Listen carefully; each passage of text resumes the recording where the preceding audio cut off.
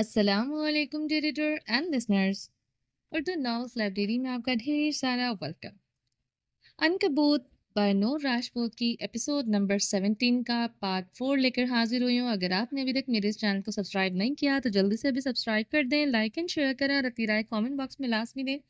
اچھا جی جناب، 17 ایپیسوڈ کا یہ لاسٹ پارٹ ہے، تو اس کے بعد 17 ایپیسوڈ اینڈ ہو جائے گی۔ میں نے یہ 4 پارٹس میں ڈیوائڈ کیا کیونکہ ایپیسوڈ بہت زیادہ لانگ تھی، ٹھیک ہے؟ چلیں اسٹارٹ کرتے ہیں۔ عنکبوت معرفت اور محبت سب کو نہیں ملتی، ازکل نور راجپوت، قسط نمبر 17۔ باب 9، بیرونی افریت۔ یہ زندگی کو چاٹ جانے والا بھیانک سسٹم ہے۔ رئیس ہوٹل کے وسیع و عریض ہال میں ایک کہرام برپا تھا۔ وہ اس ہنگامے کا مرکز فجر، رئیس اور ولی تھے۔ تینوں ایک سیٹ میں چل رہے تھے، کسی نادیدار ڈور سے بندھے ہوئے۔ رئیس نے فخر سے گردن اکڑائی۔ سیاہ سوٹ اس کے مضبوط کاندھوں پر کسی زرے کے مانند سجا تھا۔ اس کے چہرے پر ایک فاتحانہ مسکراہٹ تھی جس کے سیاہ ارادوں اور گہرے رازوں کی عکاسی تھی۔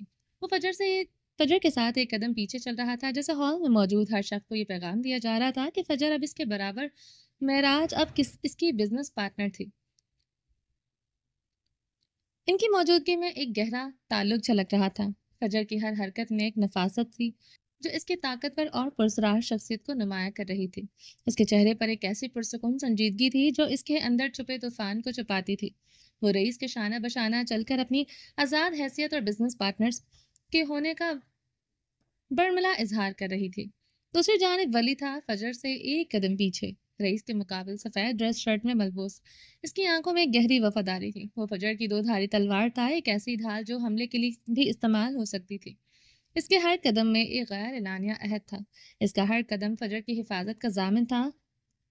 مراد ان کے پیچھے چل رہا تھا۔ تینوں جب ہال میں داخل ہوئے تو دیکھنے والے آنکھیں پلٹنا بھول گئے۔ یہ محض ایک چال نہیں تھی، ایک طاقتور اتحاد تھا جسے کوئی توڑ نہیں سکتا تھا۔ فجر معراج جسے لوگ ختم کرنا چاہتے تھے، اب رئیس اورنگزیب اور ولی اورنگزیب کی پناہ میں تھی۔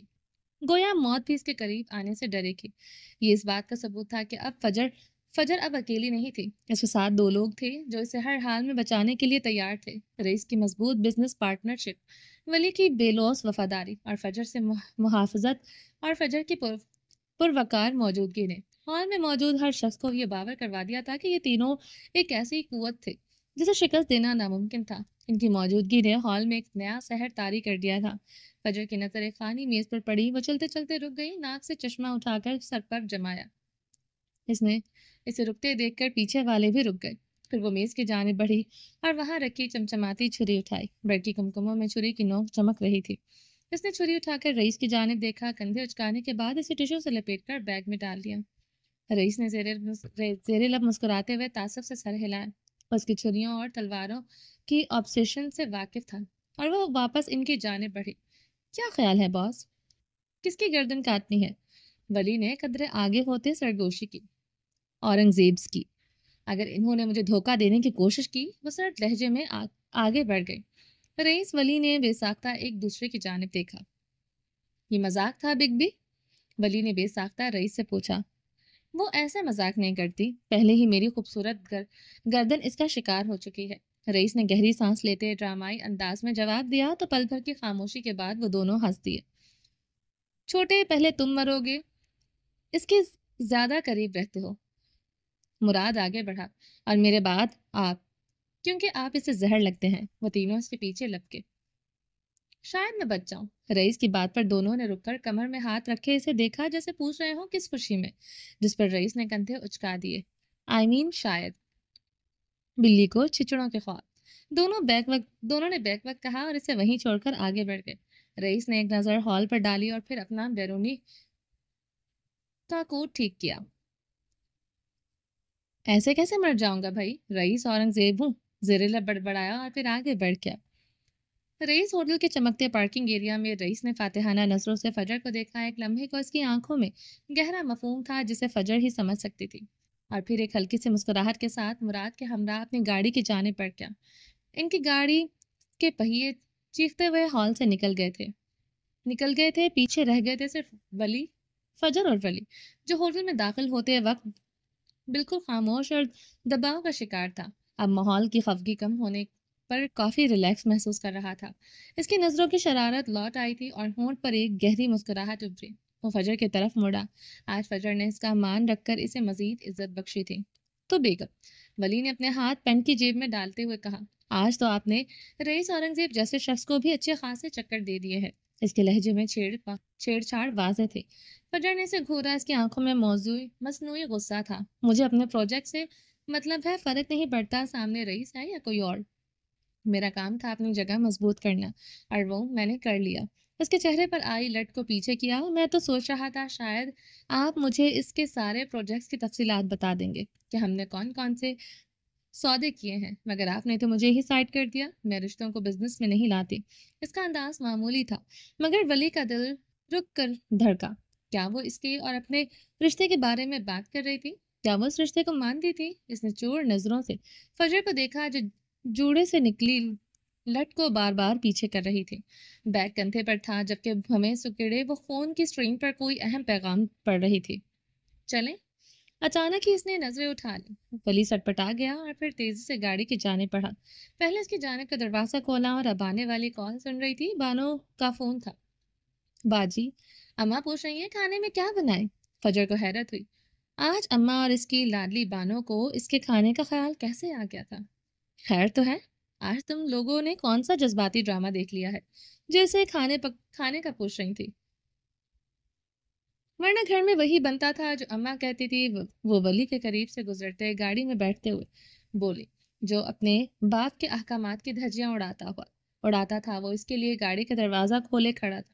وہ اندر بیٹھ گئی تھی تو اس نے گہری سانس لیتے دروازہ بند کر دیا۔ آج وہ خوش تھا۔ فجر اور رئیس کے درمیان جو چپکلش تھی وہ اسے کم ہوتا دیکھ کر خوش تھا۔ وہ یہی چاہتا تھا رئیس کی فجر خاندان سے جو بھی دشمنی تھی وہ ختم ہو جائے۔ ڈرامہ تو باجی ابھی دیکھ رہے ہیں۔ وہ اماں کہہ رہی تھی کہ گلگتی چیتے، ماما میرا مطلب ہے ولی بھیا کو بھی کھانے پر لے آئے، وہ آپ کا اتنا خیال رکھتے ہیں۔ فجر نے فون کان سے ہٹا کر باقاعدہ اسکرین کو دیکھا۔ کیا ان دونوں کو چڑھ گئی تھی؟ خیر تو ہے، ولی کو کھانے پر کیوں بلا رہی ہیں اماں؟ اس نے جیسے ہی سوال کیا ولی کے کان کھڑے ہو گئے۔ وہ جو گاڑی سٹارٹ کر رہا تھا خوشی سے فجر کو دیکھا۔ یعنی وہ اماں کے ٹیسٹ میں پاس ہو چکا تھا، تبھی وہ اسے کھانے پر بلا رہی تھی۔ باجی، اماں کا حکم ہے۔ اماں کہہ رہی ہیں اسے ساتھ لائیے گا ورنہ اپنے آفس میں ہی رہیں، گھر آنے کی ضرورت نہیں ہے۔ ٹوں ٹوں ٹوں فون بند ہو چکا تھا۔ فجر نے جھنجھلا کر فون کو دیکھا اور پھر رخ موڑ کر ولی کو جو اسے شوق نظروں سے دیکھ رہا تھا۔ بیگم، چلیں؟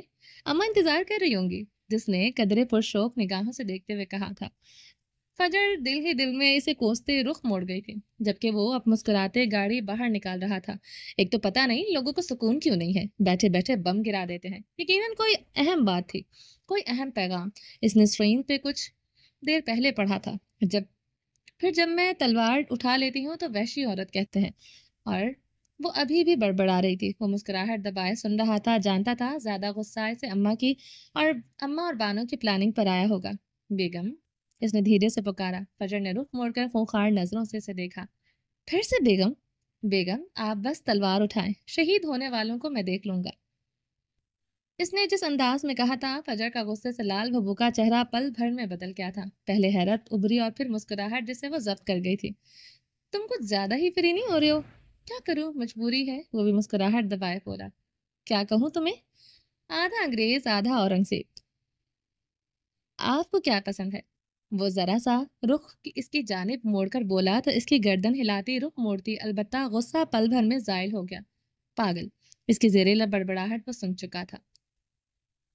ان کی گاڑی تیزی سے آگے بڑھ رہی تھی۔ مرسیڈیز بینرز کی ڈرائیونگ سیٹ پر مراد بیٹھا تھا، جبکہ ساتھ والی پر رئیس تھا۔ وہ بائیں ہاتھ کی پہلی 2 انگلیوں کو لبوں پر ٹکائے ہوئے تھا، جبکہ کوہنی کھڑکی سے لگی تھی۔ اس کے چہرے پر مسکراہٹ تھی۔ وہ جو چاہتا تھا فجر معراج اس تک خود آئے، اس کے نام کو عزت دے، وہ اس کے رتبے کو قبول کرے، وہ آ گئی تھی۔ اسے آج رئیس اورنگزیب کی ضرورت تھی۔ اسے اپنا آپ فتح لگ رہا تھا۔ ایک دبی دبی سی مسکراہٹ تھی جو چہرے سے جا ہی نہیں رہی تھی۔ آنکھوں کی وہ چمک جو پچھلے 2.5 سالوں میں کھو گئی تھی، لوٹ آئی تھی۔ مراد خاموشی سے اس کا مشاہدہ کر رہا تھا، مگر بولا کچھ نہیں۔ مگر وہ زیادہ دیر چپ نہیں بیٹھ سکتا تھا، اس کے معدے میں درد ہونے لگ جاتا تھا۔ آج تو ویسے بھی ازوا ساتھ نہیں تھی، تو وہ دونوں آدمی تھے اور کھل کر بات کر سکتے تھے۔ آدمیوں والی باتیں خیر ہے۔ مسکراہٹ چہرے سے جدا نہیں ہو رہی؟ رئیس کے وجود سے اٹھتی مہنگی خوشبو سے رخی رکچی بسی فضا میں مراد کی آواز گونجی۔ آخر اسے میری ضرورت پڑ ہی گئی۔ رئیس کی گمبھیر آواز سنائی دی، گردن اٹھی ہوئی تھی۔ زیادہ خوش ہونے کی ضرورت نہیں، وہ مکڑی تمہیں صرف اپنے مقصد کے لیے استعمال کر رہی ہے۔ مراد نے تلخ حقیقت سے پردہ اٹھایا۔ رئیس کی مسکراہٹ غائب ہوئی۔ جانتا ہوں، اس نے دھیرے سے کہا۔ تو پھر؟ مراد نے آئی برو چکا کر اسے دیکھا، پھر نظریں سیدھا سڑک پر جمائی۔ پھر کچھ نہیں، وہ شاید ڈسکس نہیں کرنا چاہتا تھا۔ تمہیں پتہ ہے رئیس، جب تم اس کے ساتھ ہوتے ہو تو تمہارے وجود میں ایک الگ چمک بھر جاتی ہے، تمہاری آنکھیں مسکراتی اور تم سرشار لگتے ہو۔ ایسا کیوں ہے؟ کیا صرف اس لیے کہ وہ مینار کی ہم شکل ہے؟ مراد کا اگلا سوال کافی مشکل تھا۔ رئیس نے پہلو بدل کر خود کو سیٹ پر جما لیا۔ ٹائی کی نوک ڈھیلی کی، کوٹ وہ پہلے سے اتار چکا تھا۔ مراد کی بات کسی حد تک سچی تھی، مگر جو رئیس سوچتا تھا وہ بس وہی سوچتا تھا اور زیادہ تر اپنے اندر ہی رکھنے کا عادی تھا۔ وہ خاموش رہا۔ تم اس کے راستے آسان کرتے ہو، کیوں؟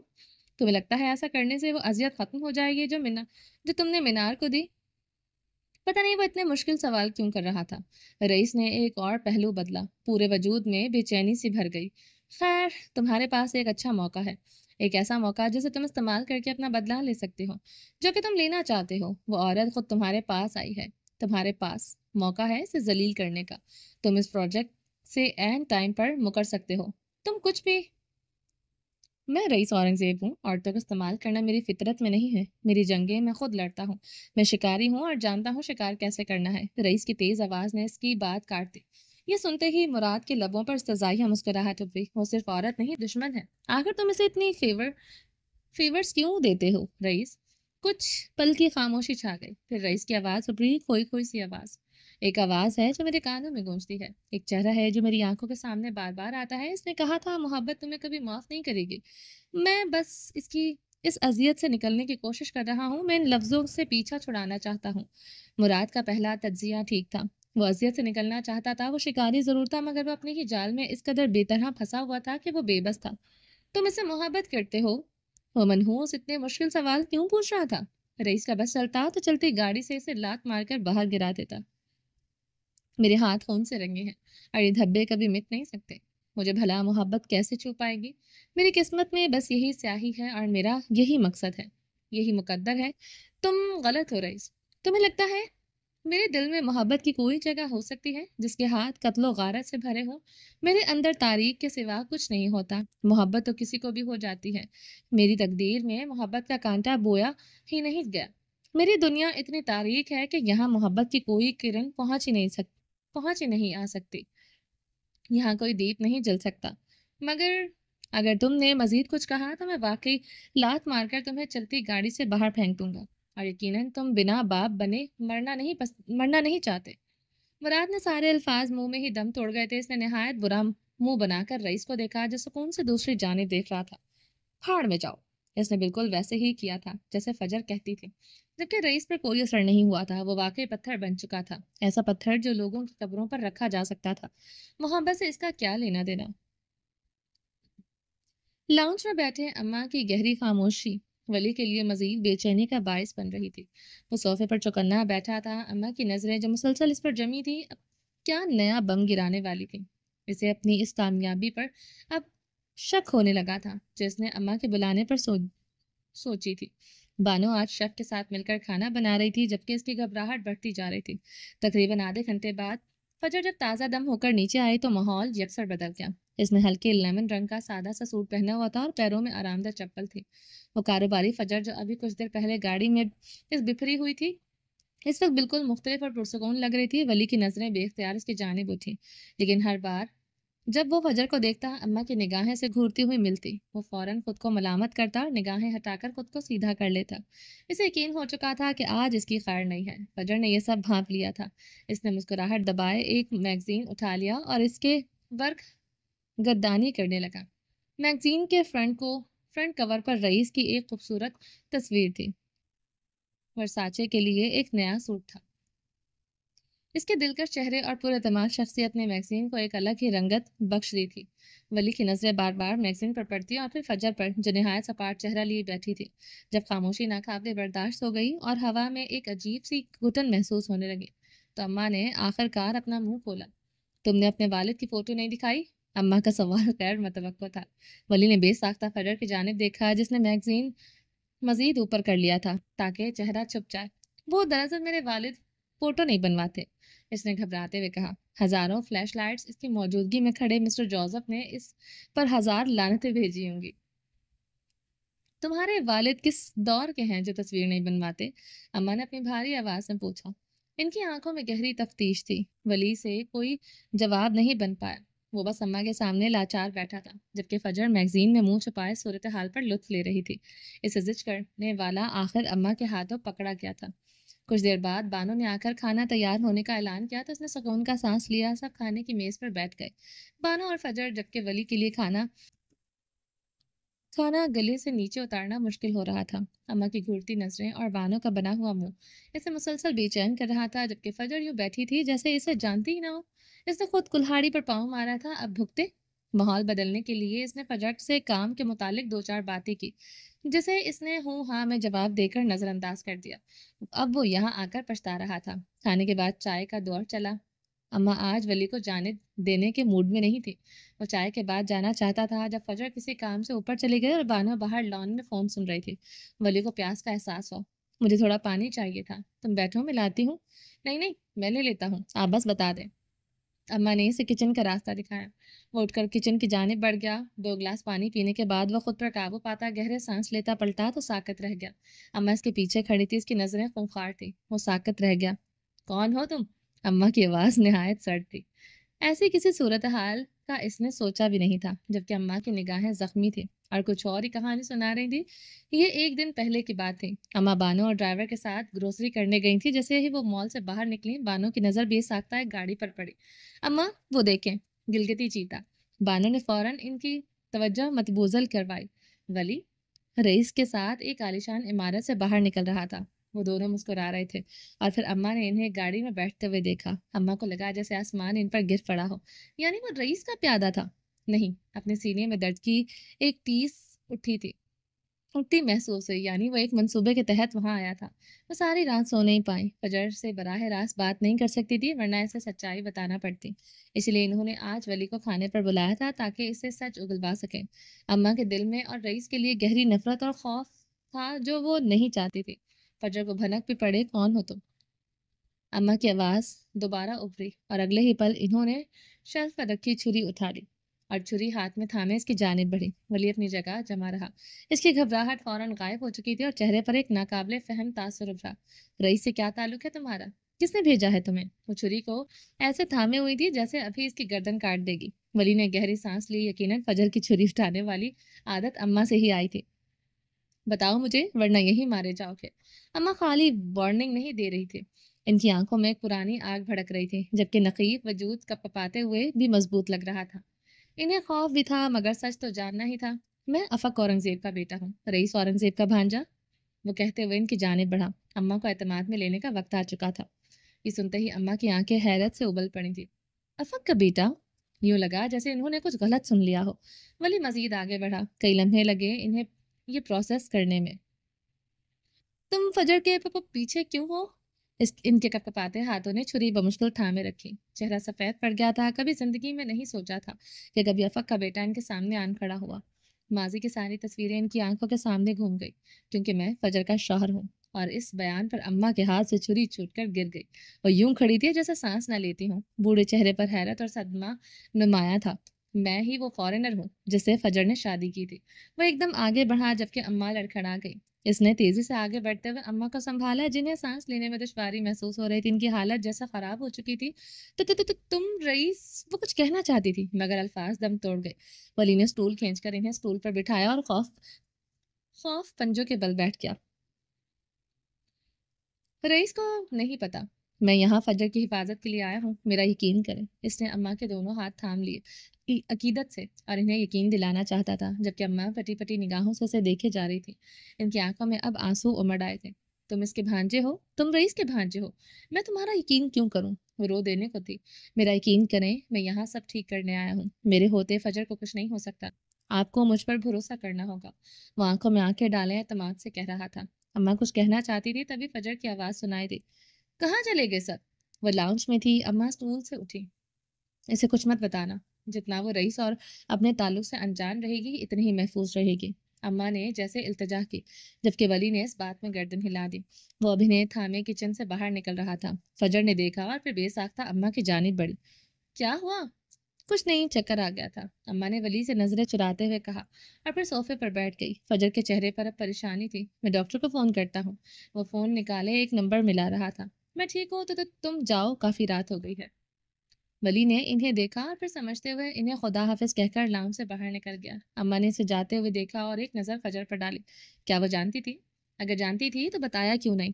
اس کے دل میں ایک نیا طوفان برپا ہو چکا تھا، جس کی لہریں ان کے چہرے پر آیا تھی۔ چلیں ہم اسپتال چلتے ہیں، زیادہ طبیعت خراب ہے کیا؟ وہ اماں پر جھکی پوچھ رہی تھی، جبکہ اماں کی نظریں گلاس ونڈو سے باہر جاتے ولی پر تھی۔ تقریر نہ جانے اب تقدیر نہ جانے اب کیا رنگ دکھانے والی تھی۔ خاموشی ایک دبیز چادر نے فجر کے گھر کو ڈھانپ رکھا تھا۔ دفتر کا شور، کاریگروں کی بھاگ دوڑ اور فون کی مسلسل گھنٹیوں سے کے برعکس یہاں ایک ٹھہرا ہوا سکون تھا، ایسا سکون جو کبھی کبھی وحشت ناک بھی لگتا تھا۔ فجر کے لیپ ٹاپ کی اسکرین پر اعداد و شمار کے اور ڈیزائنرز کی قطاریں تھیں، مگر اس کا ذہن بار بار اماں کے کمرے کی طرف بھٹک جاتا، جہاں وہ ناسازی طبع کے باعث آرام کر رہی تھی۔ اماں کی طبیعت کی خرابی نے ہی آج گھر سے کام کرنے پر مجبور کر دیا تھا۔ وہ خود بھی ایک طرح سے ذہنی تھکاوٹ سے سکون چاہتی تھی۔ دن کام کی بھول بھلائیوں میں گزر گیا۔ سہ پہر کی زرد روشنی جب گھڑی کھڑکیوں سے چھن کر لاؤنج میں پھیلنے لگی تو اس کے فون کی گھنٹی بجی۔ اسکرین پر فلک کا نام جگمگا رہا تھا۔ میں آفس آ رہی ہوں، کچھ نئے آئیڈیاز تھے، سوچا تم سے ڈسکس کر لوں۔ فلک کی آواز میں ہمیشہ کی طرح ایک جوش تھا۔ آج آفس نہیں، سیدھا میرے گھر آ جاؤ، یہی بیٹھ کر کام کرتے ہیں۔ فجر نے لیپ ٹاپ پر نظریں جمائے ہوئے جواب دیا۔ فلک ایک لمحے کو ہچکچائی اور پھر بولی، ٹھیک ہے، میں دیکھتی ہوں۔ 10 منٹ بعد اس کا فون دوبارہ آیا۔ فخر بھیا مان گئے ہیں، وہ مجھے ڈراپ کر دیں گے، بس 1 گھنٹہ ہے میرے پاس۔ کچھ ہی دیر میں وہ دونوں لاؤنج کے آرام دہ صوفے پر آمنے سامنے بیٹھی تھی۔ ان کے درمیان کافی ٹیبل پر لیپ ٹاپ ڈیزائن اسکیچز اور کرداروں کے سیمپل بکھرے تھے۔ دونوں پوری سنجیدگی سے کام میں مہو تھی کہ اچانک فجر کا فون بج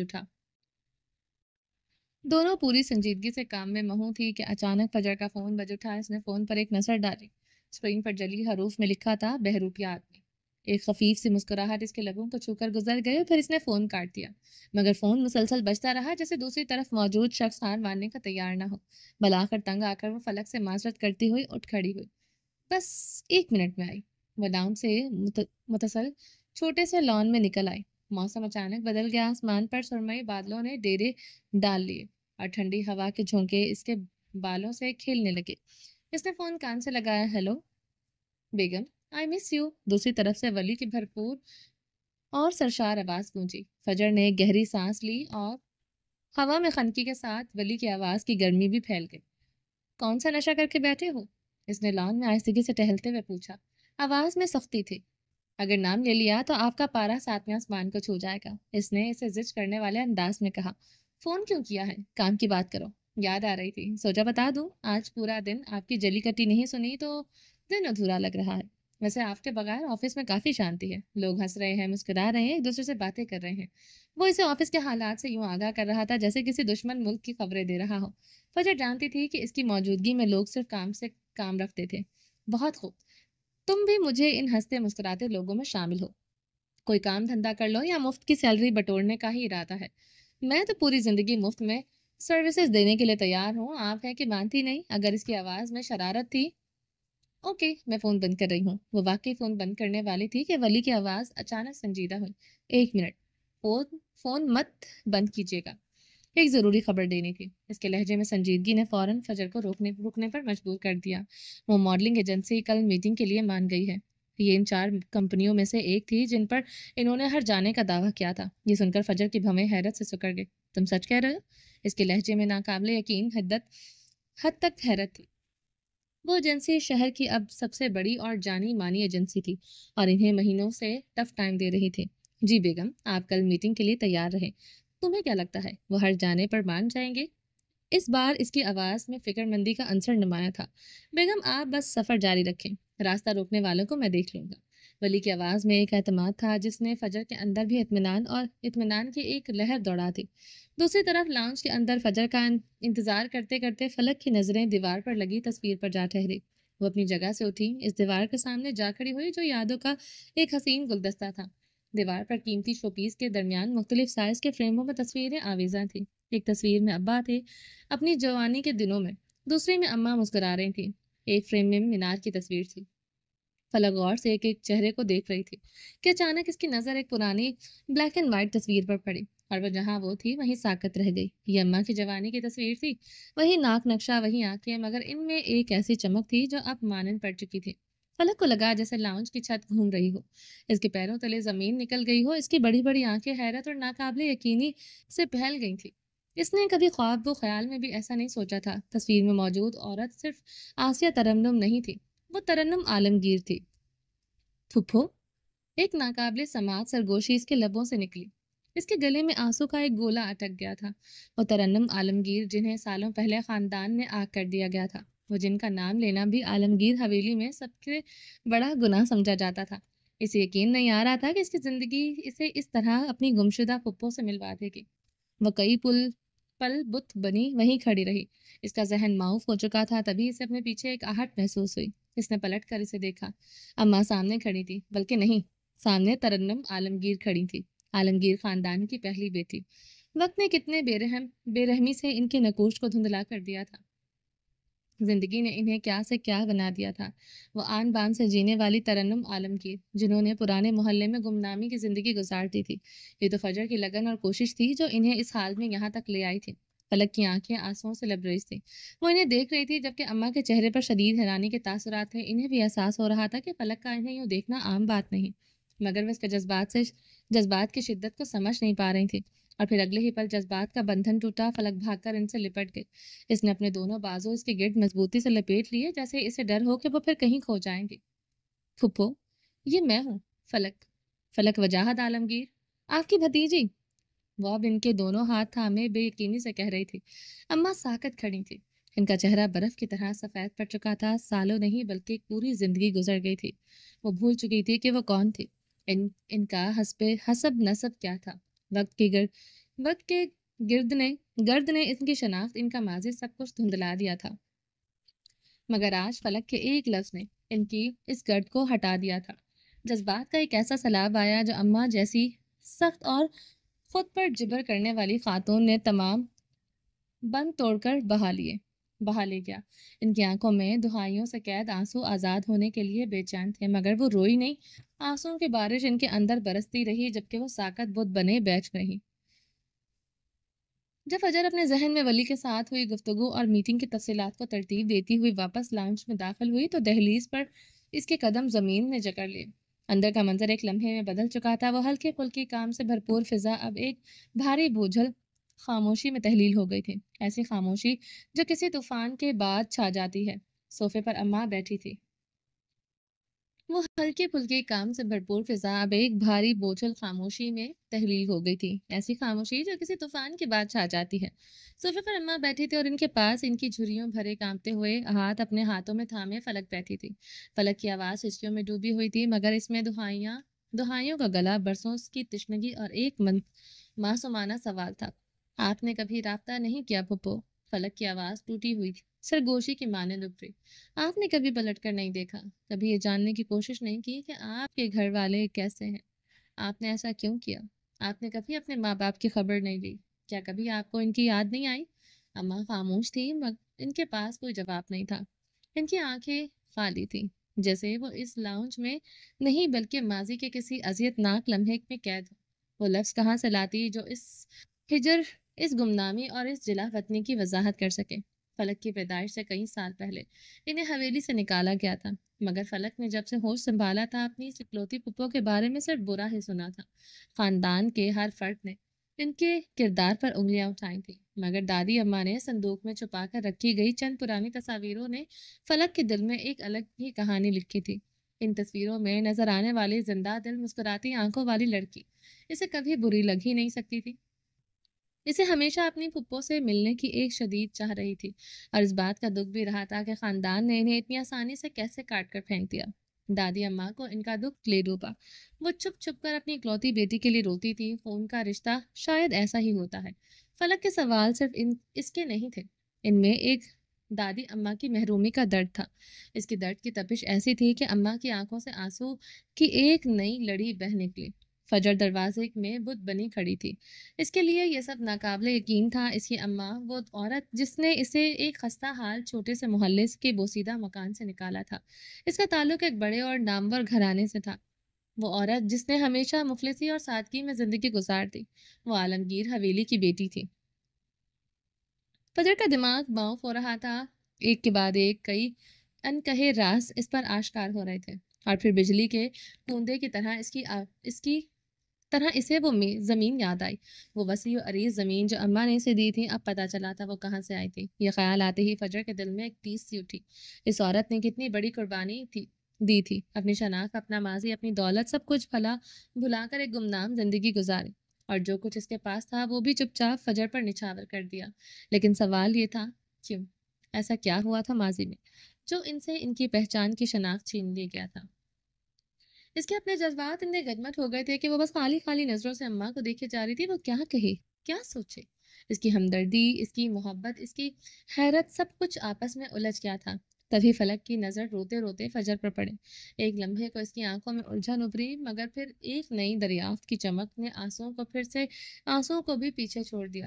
اس کے ٹوٹے ہوئے چہرے پر ایک ہلکی سی بھیگی ہوئی مسکراہٹ ابھری۔ فجر، اس کی آواز میں ایک نئی پہچان کی خوشی تھی۔ اس کا مطلب تم میری کزن ہو؟ یہ جملہ فضا میں تیرتا رہا۔ فجر جو اب تک صدمے کی حالت میں تھی، اس نے نئے رشتے کے احساس سے جیسے جاگ گئی۔ فلک صرف اس کی کلیگ نہیں تھی، وہ اس کا خون تھے، اس کے ماموں کی بیٹی۔ فلک کی آنکھوں میں جہاں اپنی پھپھوؤں کے ملنے کا غمگین سرور تھا، وہیں ایک کزن پانی کی بے پناہ خوشی بھی تھی۔ اس ایک لمحے میں اس لاؤنج میں موجود تینوں عورتوں کے رشتے ہمیشہ کے لیے بدل چکے تھے۔ ماضی کے رازوں نے حال کے رشتوں کو ایک ایسی نئی اور مضبوط ڈور سے باندھ دیا تھا جسے شاید اب کوئی نہیں توڑ سکتا تھا۔ اگلی صبح وقت کے پابند ولی کی سیاہ گاڑی پورچ میں آ کر رکی تو فجر پہلے ہی تیار تھی۔ کل رات کے انکشافات اور اس کے بعد کی بے چینی نے اسے سونے نہیں دیا تھا۔ رت جگہ کی ساری سرخی اس کی ہیزل آنکھوں سے جھلک رہی تھی، جو اب گلابی ہو چکی تھی۔ آج اس نے مغربی لباس کے برعکس مشرقی لباس کا انتخاب کیا تھا۔ گہرے پرپل رنگ کی لمبی قمیض جس کے گلے اور دامن پر سفید دھاگے کی نفیس کڑھائی تھی، اس کے ساتھ کھلا ٹراؤزر اور ہم رنگ کا دوپٹہ تھا جو اس نے سلیقے سے گلے میں ڈال رکھا تھا۔ بال ہمیشہ کی طرح ایک ڈھیلے سے جوڑے میں قید تھے، اور تھکی ہوئی آنکھوں پر بڑا سا چشمہ ٹکا تھا۔ اس کی سنجیدگی میں ایک عجیب سی کشش تھی۔ وہ جب گاڑی میں آ کر بیٹھی تو ولی کے لبوں سے بے اختیار جو پہلا لفظ پھسلا تھا وہ تھا بریتھ ٹیکنگ۔ اس نے گفتگو شروع کرنے کی کئی کوششیں کی، موسم کی بات کی، ٹریفک کا ذکر چھیڑا، مگر فجر سپاٹ تاثرات لیے باہر دیکھتی رہی۔ اس کی خاموشی کی دیوار اتنی اونچی تھی کہ ولی کی کوئی بات اس سے ٹکرا کر آگے نہ جا سکی، جبکہ وہ بار بار رخ موڑ کر اسے دیکھ رہا تھا۔ مشرقی لباس اس پر کس قدر اچھا لگ رہا تھا، کیا وہ ڈائن جانتی تھی؟ آفس میں داخل ہوتے ہی وہ کام کے سمندر میں غرق ہو گئے۔ شام میں ہونے والی میٹنگ اہم تھی، اور اس کی تیاریوں میں ایک لمحے کی بھی فرصت نہیں تھی۔ فون کالز، ای میلز اور قانونی دستاویزات کے دھیر میں وقت پر لگا کر اڑتا رہا۔ پوری لیگل ٹیم سر جوڑ کر بیٹھی تھی، جبکہ وہی ریلیکس تھا، کبھی بھویں سکیڑ کر تو کبھی کندھے اچکا کر انہیں کام کرتے ہوئے دیکھ رہا تھا۔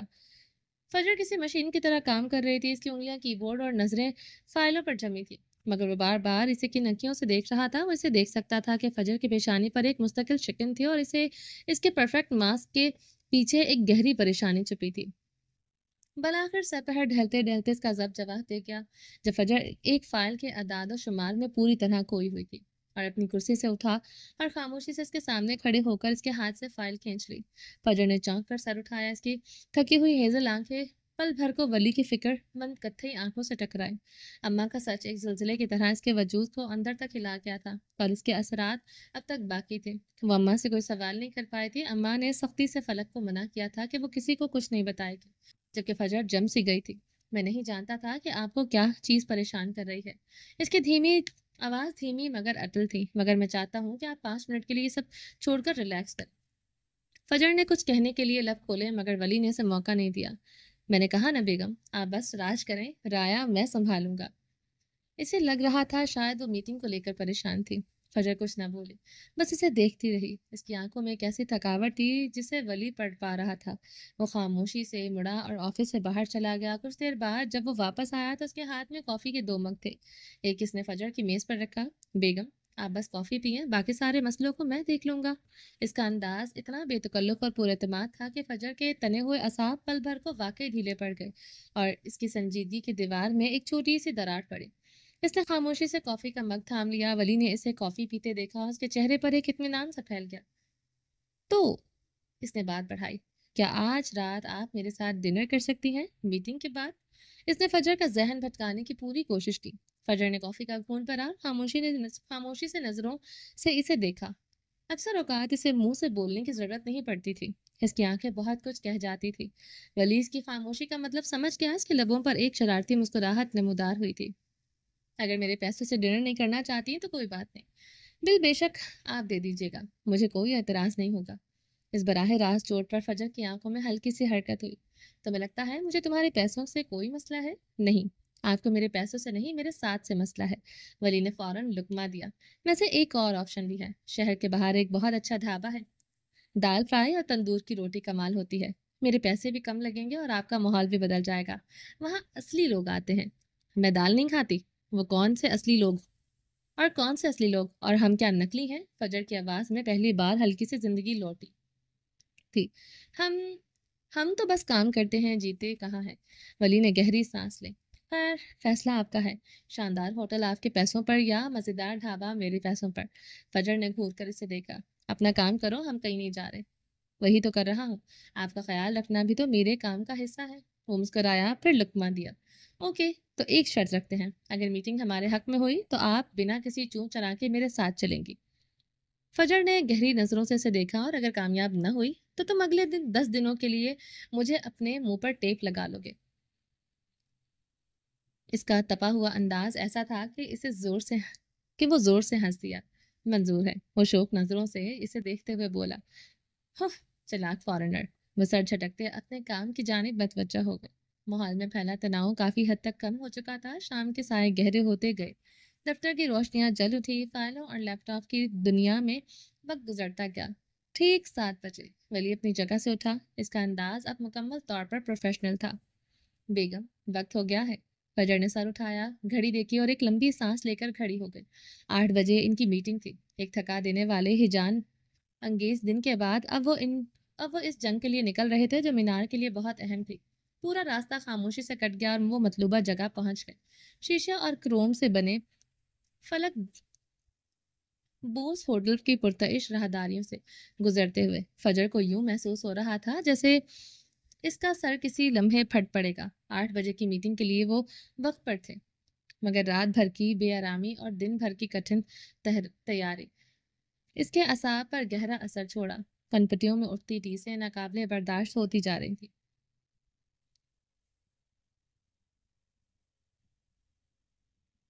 एग्रेक्टिव मीटिंग रूम की खामोशी और ठंडक किसी कदर सुकून बख्श थी, मगर एटलस मॉडल्स इसके एजेंसी के नुमाइंदों का इंतजार इसकी अबर को मजीद आजमा रहा था। इसने अपना चश्मा उतारकर बेध्यानी में बालों में अरसा और तीखी थकी हुई आंखों को आहिस्तगी से मसलने लगी। आप ठीक हैं? साथ बैठे वली की गहरी सुलझी हुई आवाज ने खामोशी का तलस्सुम तोड़ा। फजर ने चौंक कर इसे देखा। स्याह पैंट पर सफ़ेद ड्रेस शर्ट जिसके आस्तीन कोहनियों तक तह थे और वो ऊपर पहनी स्याह स्लीवलेस वेस्ट। वो अपने कत्थई बालों के साथ बेहद वजीह लग रहा था। कलाई में चमकती घड़ी से इसे पेशा वराना बना रही थी। इसके बरअक्स मशरकी लिबास में मलबूस फजर की सादगी में भी एक वकार था। हाँ, बस सर दर्द है। اس کی آواز تھکی ہوئی تھی۔ یہ سننا تھا کہ وہ بنا کچھ کہے اٹھ کھڑا ہوا اور کمرے سے باہر نکل گیا۔ فجر نے اسے جاتے دیکھا اور پھر غیر محسوس طریقے سے اپنی کرسی کو گھسیٹ کر اسے تھوڑا مزید فاصلہ بنا لیا۔ چند ہی لمحوں بعد جب وہ واپس لوٹا تو اس کے ہاتھ میں پین کلرز کی ایک ڈبی تھی۔ اس نے اپنی نشست سنبھالتے ہوئے وہ ڈبی فجر کی جانب بڑھائی۔ جیسے ہی فجر نے گولی ہتھیلی پر انڈیلی اور پانی کی بوتل اٹھا لی، ولی کی نگاہیں ان کے درمیان بڑھے جانے والے فاصلے پر مرکوز ہو گئی۔ اس کی بھویں ہلکے سے سکڑی مگر لبوں پر ایک زیرلب مسکراہٹ پھیل گئی۔ اسے فجر کی چالاکی پر دل کھول کر پیار آیا تھا۔ فجر نے جیسے ہی گولی منہ میں رکھ کر پانی کا گھونٹ بھرا، ولی اچانک اس کی جانب جھکا۔ اس کے مضبوط ہاتھ نے فجر کی کرسی کی سیٹ کو تھاما اور آہستگی سے کھینچ کر اپنی کرسی کے بالکل قریب کر لیا۔ فجر نے حیرت سے آنکھیں اٹھا کر اسے دیکھا۔ اس قربت پر اس کا دل ایک لمحے کو دھڑکنا بھول گیا تھا۔ بیگم، قریب رہے۔ ولی کی آواز کسی سرگوشی کی مانند تھی، پر اس میں حکم کسی کاٹ تھی۔ فجر جو پہلے ہی دباؤ کا شکار تھی، اس کی اس حرکت اور لہجے کی گرمی پر ایک پل کو اپنا سر درد تک بھول گئی تھی۔ اس نے مزید 2 گھونٹ پانی پیا اور بوتل میز پر رکھ دی۔ تبھی ولی کا ہاتھ آگے بڑھا اور اس کے بالوں میں لگے کیچر کو آہستگی سے کھول دیا۔ اس کے گھنے ریشمی بال ایک آبشار کی طرح اس کے شانوں پر بکھر گئے۔ اس نے جھٹکے سے ولی کو دیکھا، نظریں خونخوار تھی۔ تھوڑی دیر بال کھلے رکھے، مسلسل بندے رہنے سے بھی سر درد ہونے لگتا ہے، اس نے یہ کہتے ہوئے کرسی سے پشت ٹکا لی اور نہایت نرمی سے اپنی انگلیاں اس کے بالوں میں پھیری۔ اس کا لمس شفیق اور پرسکون تھا، وہ جو کل سے ایک مشین کی طرح کام کر رہی تھی۔ اس کا دماغ معاف ہو چکا تھا۔ وہ اس لمحے میں ولی کی ان حرکتوں پر کوئی احتجاج نہ کر سکی۔ ریلیکس رہے، اس نے بالوں کو سہلاتے ہوئے دوبارہ کہا۔ یہ میٹنگ ہمارے حق میں ہوگی۔ اس کے ہاتھوں کے لمس میں جتنی نرمی تھی، لفظوں میں اتنا ہی اعتماد تھا۔ جب فجر نے یہ خاموش قربت برداشت نہ ہوئی تو وہ بلاخر بول پڑے۔ ولی تم میرے بال خراب کر رہے ہو۔ اس کی آواز میں ایک کمزور سا احتجاج تھا۔ وہ اس کے بوسیدہ سے بہانے پر ہنس دیا تھا۔ آپ میرے خراب کر لیں۔ اس کا لہجہ شرارت سے بھرپور تھا۔ وہ اس طرح اس کے بالوں کو سہلا رہا تھا، اس کے بال خراب ہونا تو ناممکن تھا۔ مجھے نہیں پسند کوئی میرے بالوں کو چھوئے، اس نے نظریں پھیرتے ہوئے کہا۔ خیر، میں کوئی تو نہیں ہوں، شوہر ہوں آپ کا۔ اس کے لہجے میں حق اور اپنائیت کا ایسا گہرا رنگ تھا کہ وہ پل بھر کو لاجواب ہو گئی۔ وہ جانتی تھی کہ وہ صرف اس کا دھیان بھٹکانے کی کوشش کر رہا تھا، اور مسئلہ یہ تھا کہ وہ کمبخت بری طرح کامیاب ہو رہا تھا۔ تمہاری حرکتیں ایسی نہیں ہیں کہ تمہیں نوٹس دیا جائے، تم سیدھا ٹرمینیٹ ہونے کے لائق ہو۔ اس کے غصے پر ولی دوبارہ ہنس دیا۔ اس بار اس کی ہنسی کی کھنک تھی۔ آج رات میرے ساتھ ڈنر کر لیں، اس کے بعد چاہے تو نوکری سے نکال دیجیے گا، میں اف بھی نہیں کروں گا۔ فجر نے ایک گہری سانس لے کر رخ موڑ کر اسے دیکھا۔ اس کا شفاف اور ابھری ہوئی نسوں والا ہاتھ اب بھی اس کے بالوں میں ٹھہرا ہوا تھا۔ ہم یہاں میٹنگ کے لیے آئے ہیں، اس نے لفظ چبا چبا کر کہے۔ میٹنگ ابھی شروع نہیں ہوئی بیگم، اس نے نرمی سے اسے دیکھتے ہوئے کہا۔ اس کی آنکھوں میں ایک ایسی الوہی چمک تھی جو سیدھا فجر کے دل میں اتر رہی تھی۔ تم ناقابل برداشت ہو ولی، اس نے تھک ہار کر ہار مان لی۔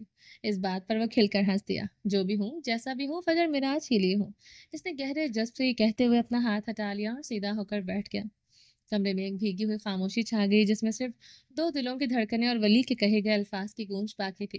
چند ہی لمحوں بعد دروازہ کھلا اور اٹلس ایجنسی کے کارکناں اندر داخل ہوئے اور میٹنگ کے باقاعدہ آغاز ہو گیا۔ مگر اب فجر کا سر درد جا چکا تھا اور اپنے اندر گہرا سکون محسوس کر رہی تھی۔ مس فجر، آپ کو یہاں دیکھ کر حیرت ہوئی۔ مجھے لگا تھا آپ ہمارا وقت مزید ضائع نہیں کرنا چاہیں گے، اٹلس کے CEO ارسلان نے کہا۔ ان کی آواز میں طنز تھا۔ فجر نے پرسکون نظروں سے اسے دیکھا اور پھر گویا ہوئی۔ مسٹر ارسلان، جب حق اور سچائی کی بات ہو تو وقت کی کوئی اہمیت نہیں ہوتی۔ آپ جانتے ہیں کہ آپ نے ہمارے ساتھ کیے گئے معاہدے کی خلاف ورزی کی ہے۔ ولی نے میز پر رکھی فائل ان کی جانب کھسکائی۔ اس فائل پر تمام قانونی دستاویزات، معاہدے کی کاپیاں اور عدالتی فیصلوں کی نقول موجود تھیں۔ ہم نے اس میٹنگ کا مطالبہ صرف اس لیے کیا ہے تاکہ ہم عدالت جانے سے پہلے آپ کو آخری موقع دے سکیں۔ ولی نے واضح کیا، ان کی آواز میں مضبوط ارادہ جھلک رہا تھا۔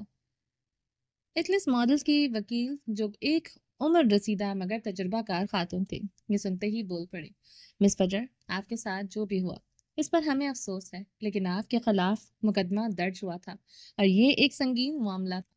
ہمارے معاہدے میں واضح تھا کہ اگر کسی بھی فریق پر کوئی قانونی کارروائی ہوتی ہے تو دوسرا فریق معاہدہ منسوخ کر سکتا ہے۔ معاف کیجیے گا، مگر آپ کا یہ دعویٰ غلط ہے۔ معاہدے میں واضح لکھا تھا کہ اگر کسی فریق پر قانونی کارروائی ثابت ہو جاتی ہے، میرے خلاف کیس سیلف ڈیفenس میں مبنی تھا اور عدالت نے مجھے بری کر دیا۔ میں نے کوئی جرم نہیں کیا بلکہ اپنی پہچان بچائی تھی۔ آپ اس بنیاد پر معاہدہ منسوخ نہیں کر سکتے۔ ولی نے فائل میں اسے عدالتی فیصلے کی کاپی نکالی اور اسے میز پر رکھ دیا۔ یہ عدالت کا فیصلہ ہے جو ثابت کرتا ہے کہ فجر معراج کو بری کیا گیا ہے، لہٰذا آپ کا یہ دعویٰ بے بنیاد ہے کہ ہماری کمپنی پر کوئی قانونی کارروائی ثابت ہوئی ہے۔ مسٹر ارسلان کے چہرے پر پریشانی کے آثار نمایاں ہونے لگے۔ انہیں شاید اندازہ نہیں تھا کہ فجر اتنی تیاری کے ساتھ آئے گی۔ ہم نے آپ کی نئی ماڈلز کے لیے آدھے سے زیادہ کاسٹیومز تیار کر لیے ہیں اور اس پر ہماری کمپنی کا بہت زیادہ وقت اور محنت اور سرمایہ لگا ہے۔ آپ کے معاہدے کی خلاف ورزی کی وجہ سے ہمیں کروڑوں کا نقصان ہوا ہے، اسی لیے ہم نے آپ پر 25 کروڑ روپے کا ہرجانے کا دعویٰ دائر کیا ہے۔ دراصل اٹلس کی نئی ماڈلز کی لانچ کے لیے انہوں نے مینار سے کاسٹیومز بنوائے تھے۔ یہ پروجیکٹ اسی سلسلے میں تھا جس پر کافی حد تک کام ہو چکا تھا۔ 25 کروڑ بہت زیادہ ہے، ہم یہ ہرجانہ ادا نہیں کر سکتے۔ وکیل فوراً بول اٹھے، مسٹر ارسلان، یہ صرف ہمارے مادی نقصانات کی بات نہیں ہے بلکہ اس میں ہماری ساکھ اور ذہنی اذیت بھی شامل ہے۔ ہم نے اس پر بروقت صرف وقت صرف کیا ہے اور یہ ہمارا حق ہے۔ فجر کا لہجہ دو ٹوک تھا۔ اٹلس ماڈلز کی وکیل نے بیچ بچاؤ کی کوشش کی۔ دیکھیں، ہم سمجھتے ہیں کہ یہ ایک مشکل صورتحال ہے۔ کیا ہم کسی درمیانی راستے پر بات کر سکتے ہیں؟ فجر نے ولی کی طرف دیکھا، پھر اس نے سر ہلایا۔ ہم یہاں حل کے لیے آئے ہیں، ہم عدالت میں گھسیٹنا نہیں چاہتے، لیکن ہم اپنا حق بھی نہیں چھوڑیں گے۔ ٹھیک ہے، ہمیں سوچنے کے لیے کچھ وقت چاہیے، اٹلس کی وکیل نے سنجیدگی سے کہا تو فجر کے لبوں پر مسکراہٹ پھیل گئی۔ وہ اپنی گردن اونچی کیے اٹھی اور کانفرنس روم سے باہر نکل گئی۔ ولی اس کے پیچھے ہی اٹھا مگر آدھے راستے میں ہی رہ گیا تھا۔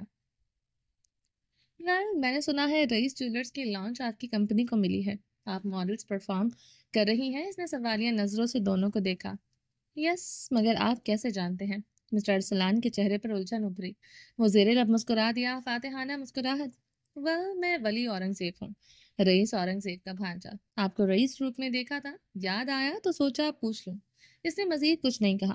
اس کی مسکراہٹ بہت کچھ کہہ رہی تھی۔ وہ مضبوط قدم اٹھاتا باہر نکل گیا جبکہ مسٹر ارسلان نے بے ساختہ اپنی ٹائی کی نوٹ ڈھیلی کی۔ وہ کنفرم کر کے نہیں گیا تھا کہ وہ صاف صاف بتا کر گیا تھا اٹلس گروپ کو ملا یہ پروجیکٹ کینسل ہو سکتا تھا، جو کہ وہ نہیں چاہتے تھے۔ 15 منٹ میٹنگ دوبارہ شروع ہوئی۔ کافی بحث اور دلائل کے بعد اٹلس ماڈلز نے مان لیا کہ معاہدے کی منسوخی ان کی غلطی تھی۔ کئی بار کے مذاکرات کے بعد بلاخر وہ 15 کروڑ روپے کے ہرجانے پر رضامند ہو گئے تھے تاکہ معاملہ عدالت سے باہر ہی حل ہو جائے۔ معاہدے کے نئے نکات طے کیے گئے۔ اٹلس ماڈلز 15 کروڑ روپے کی رقم مینار فیشن کو 2 ہفتوں کے اندر ادا کرے گی۔ مینار فیشن یہ کیس واپس لے لے گی۔ دونوں کمپنیاں مستقبل میں کسی بھی قسم کے تنازعات سے بچنے کے لیے ایک دوسرے کے ساتھ دوستانہ تعلقات قائم رکھیں گے۔ دونوں فریقوں نے کانٹریکٹ کے نئے کاغذات پر دستخط کیے۔ فجر کے چہرے پر ایک اطمینان بخش مسکراہٹ تھی جبکہ ارسلان کے چہرے پر شکست اور راحت کا ملا جلا تاثر تھا۔ میٹنگ کے اختتام پر مسٹر ارسلان نے ولی سے ہاتھ ملایا۔ ولی نے مسکراتے ہوئے کہا، مسٹر ارسلان، مجھے امید ہے کہ یہ معاملہ یہاں ختم ہو گیا ہے اور ہم سب آگے بڑھ سکتے ہیں۔ مسٹر ارسلان نے بے دلی سے ہاتھ ملایا۔ مجھے بھی یہی امید ہے۔ ولی نے فائل اٹھا لی۔ فجر نے اپنا قیمتی بیگ اپنے کندھے پر لٹکا لیا اور پھر وہ دونوں ان دو تجربہ کار لوگوں کو وہیں چھوڑ کر باہر نکل گئے۔ میٹنگ مینار کے حق میں ہونے کے بعد وہ اسے عالیشان ریستوران میں لایا تھا، بکنگ پہلے کی کروا کر رکھی تھی۔ شاید وہ جانتا تھا کہ میٹنگ ہر حال میں ان کے حق میں ہوگی۔ ایک خوبصورت فلور پر ان کا ٹیبل بک تھا۔ وہ فجر کو 10 منٹ انتظار کرنے کا کہہ کر گیا تھا مگر 20 منٹ گزر چکے تھے، وہ ابھی تک واپس نہیں آیا تھا۔ فجر اپنا بیگ وہیں رکھ کر راہداری کی جانب بڑھی۔ وہ جب عشاء کی نماز پڑھ کر واپس آیا تو فجر اپنی جگہ پر نہیں تھی۔ ایک لمحے کو اس کے ماتھے پر شکن ابھری مگر پھر اس کی نظر راہداری کے سرے پر کھڑی فجر پر پڑی۔ وہ بلو رے دیوار کے پاس کھڑی باہر شہر کی جگمگاتی روشنیوں کو دیکھ رہی تھی۔ اس کے بعد پھر سے ایک نفیس جوڑے میں قید تھے، بس 2 آزاد لٹیں اس کے حسین چہرے کے گرد حالا کیے ہوئے تھے۔ اسے دیکھ کر ولی کے لبوں پر ایک بے اختیار مسکراہٹ پھیل گئی۔ وہ دھیرے دھیرے قدم اٹھاتا اس کی جانب بڑھا۔ ابھی وہ چند قدم ہی دور تھا کہ ایک انجان آواز نے اس کے قدموں کو وہیں روک لیا تھا۔ हाय। एक खूबसूरत और जदीद लिबास में मलबूस लड़की पर पुरजोश अंदाज में फजर के सामने खड़ी थी। आप फजर मिराज हैं? थी फजर मिराज। इसकी आंखों में खुशी और हैरत के एक साथ रक्स कर रही थी। मैं आपसे आपकी बहुत बड़ी फ़ैन हूँ। आपके डिज़ाइन्स, आपकी बातें, आपकी बहादुरी, आपकी बोल्डनेस, सब कुछ कमाल है। वो एक ही सांस में बोले जा रही थी, इसका हर लफ्ज़ सच्ची अकीदत का आईना-दार था। आस-पास से गुज़रते लोग इन्हें देखने के लिए एक लम्हे को ठहरते और फिर आगे बढ़ जाते। फजर के थके हुए चेहरे पर एक हल्की सी मुस्कुराहट नमूदार हुई थी। शुक्रिया। क्या आप मेरे लिए एक ब्राइडल ड्रेस डिज़ाइन कर सकती हैं? लड़की ने उम्मीद भरी नज़रों से पूछा। मैं जानती हूँ आप ब्राइडल ड्रेस नहीं बनाती, लेकिन प्लीज़ मेरी बहुत बड़ी ख्वाहिश है। मेरी जल्द ही शादी होने वाली है। क्या आप आई एम सॉरी मगर मैं ब्राइडल ड्रेस नहीं बनाती। फजर ने नरमी से मगर मजबूती से इनकार किया। मीनार में अरूसी मलबूसात का एक पूरा सेक्शन था, मगर वो खुद सिर्फ अपने स्केचेस का कॉस्ट्यूम डिज़ाइन करती थी। इस सेशन में फजर का डिज़ाइन किया हुआ कभी कोई ब्राइडल ड्रेस आया ही नहीं। प्लीज़, प्लीज़, प्लीज़ मेरे लिए। लड़की ने बेख्तियार आगे बढ़कर फजर के हाथ थाम लिए। फजर ने नफासत से अपने हाथ छुड़ाए। इसे ये इसरार अब नागवार गुजर रहा था। बताया ना, मैं ब्राइडल ड्रेस नहीं बनाती। वो इंट्रोवर्ट थी, अजनबी लोगों से इस कदर बेतकल्लुफ़ी से पसंद नहीं थी, जबकि वली कुछ फासले पर खड़ा इसे देख रहा था। इससे पहले कि वो लड़की मज़ीद कुछ कहती, एक तेज़ और गरजदार आवाज़ फ़िज़ा में गूंजी। विरदा, क्या कर रही हो तुम? एक अधेड़ उम्र स्टाइलिश खातून तेज से कदम उठाती इनकी जानिब आई और अपनी बेटी को घूरने लगी। इनकी नज़रों में गुस्से की आग भड़क रही थी और वो फजर को यूं देख रही थी जैसे वो कोई नापाक शय हो, जैसे वो मालूम हो। मामा देखें, ये फजर मिराज है। ओ गॉड, आप इन्हें नहीं जानती ना? मैं इनकी फ़ैन हूँ। प्लीज़ इनसे कहें ना कि मेरा ब्राइडल ड्रेस डिज़ाइन कर दें। वृद्धा अपनी माँ की तरफ पलटी, मगर अगले ही लम्हे इसकी माँ ने मुंह से निकले अल्फाज ने जैसे पूरे रेस्तरान की फिजा में जहर घोल दिया हो। तुम्हारा दिमाग खराब हो गया है? तुम इस कातिल के हाथों का बना जोड़ा पहनोगी? इसके हाथ खून से रंगे हैं। ये सुनना था कि फजर का चेहरा लम्हों में सफ़ेद पड़ गया। इसके कानों में साए साए होने लगी। इसे अंदाज़ा नहीं था कि अपनी इज्जत और जान बचाने की कोशिश में जो इसे कत्ल हुआ था, वो जिस मुकदमे से वो बाइज्जत बरी हुई थी, वो मुआशरे की नज़रों में इतना बड़ा जुर्म था। अगर वो इस दिन अपना दिफा न करती तो आज जिंदा न होती। मगर इस हकीकत को कौन तस्लीम करता? कातिल तो कातिल ही रहता है। एक खूनी के हाथों का बना हुआ लहंगा पहनोगी, तुम्हारी पूरी जिंदगी का खून हो जाएगा। ये कातिल है, कातिल। वली आगे बढ़ा। एक्सक्यूज मी, फजर का जब जवाब दे गया और इसका लहजा बर्फ की तरह सर्द था, लेकिन वो औरत रुकने वाली नहीं थी। वो एक कदम आगे बढ़ी, इसकी आंखों में हकारत थी। नो एक्सक्यूज मी, मेरी बेटी से दूर रहो, खूनी औरत। इसने नफरत से चीख कर फजर को पूरी कुव्वत से धक्का दिया। फजर इस अचानक हमले के लिए बिल्कुल तैयार नहीं थी। इसका तवाज़ुन बिगड़ा और वो लड़खड़ाई, मगर इससे पहले वो गिरती, वो दो मजबूत बाजुओं ने, फौलादी हल्के ने इसे थाम लिया था। इसकी पुश्त एक चौड़े सीने से टकराई। इसने नजरें उठाई तो सामने वली खड़ा था। इसकी हेजल आंखों में इस लम्हे जो अजियत और टूट फूट की परछाइयां उभरी, इन्होंने वली के अंदर जैसे आतिश फिशा दहका दिया था। इसने नहायत नरमी से फजर को अपने पीछे खड़ा किया और एक कदम आगे बढ़ा। इसका पूरा वजूद तनाव से अकड़ गया। हाउ डेयर यू, हिम्मत कैसे हुई मेरी बीवी को हाथ लगाने की? इसका लहजा इस कदर सर्द और गहरा था कि आसपास खड़े लोगों के जिस्म में भी सनसनी दौड़ गई। इसका स्कॉटिश लहजा अब वाज़ेह हो रहा था। हाथ कैसे लगाया? इसकी आवाज़ इतनी बुलंद और गर्जदार थी कि रेस्टोरेंट का अमला और बाकी मेहमान भी ठिठक कर इनकी जानब मतवज्जा हुए। वो औरत जो चंद लम्हे पहले शेरनी बन रही थी, वही वली के तेवर देखकर हवास बाख्ता हो गई। शिद्दत पसंद लोग अक्सर नताइज की परवाह किए बगैर कदम उठाते हैं। अरब इसे नताइज पर भुगतना था। कोई इशू है तो मुझसे बात करें। वली ने अपनी बंद मुट्ठियों को बेदर्दी से भींचा। इसकी गर्दन और बाजुओं की रगें गुस्से से उभर आई थी। मैं इसका वली हूँ, मुझसे बात करें। इस तक पहुंचने की इजाज़त तुम्हें किसने दी? वो औरतों पर हाथ नहीं उठाता था, मगर इसकी सुर्ख आंवती आंखें इसके अंदर लगी आग का पता दे रही थीं। सर प्लीज़ बताएं क्या हुआ है? मैनेजर भागता हुआ इन तक पहुंचा। वो किसी भी किस्म के तमाशे से बचना चाहता था। जानते हो मैं कौन हूँ?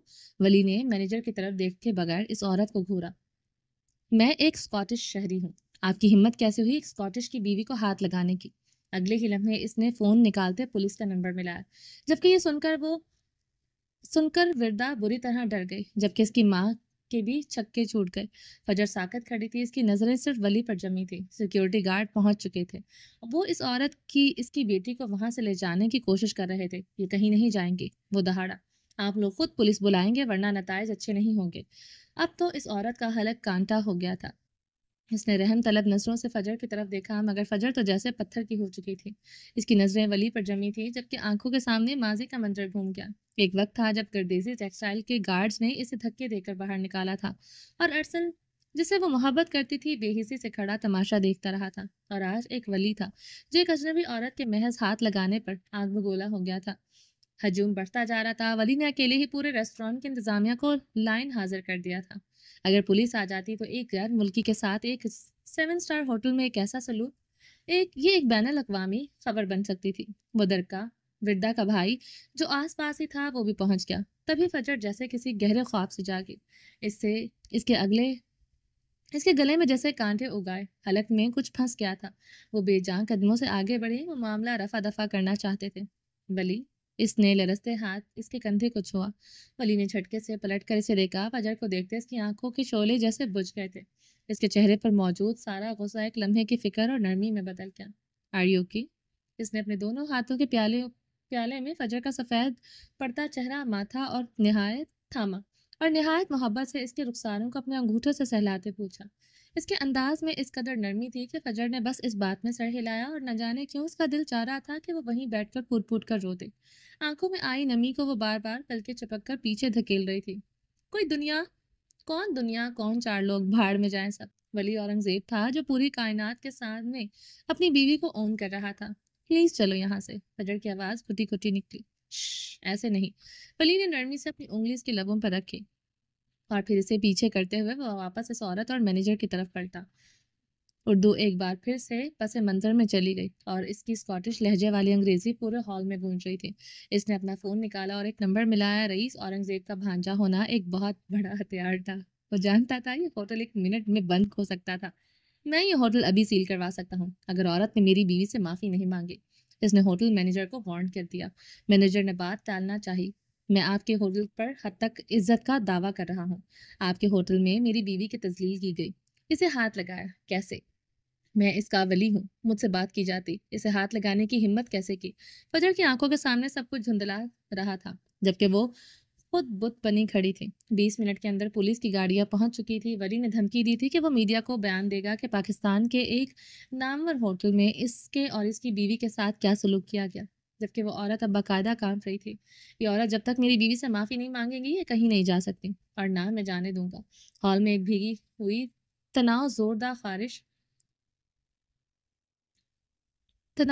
زدہ خاموشی چھا گئی تھی، جس میں صرف ولی اور ولی کی غصیلی آواز، پولیس کی آمد کا شور اور دھڑکتے دلوں کی آوازیں باقی تھی۔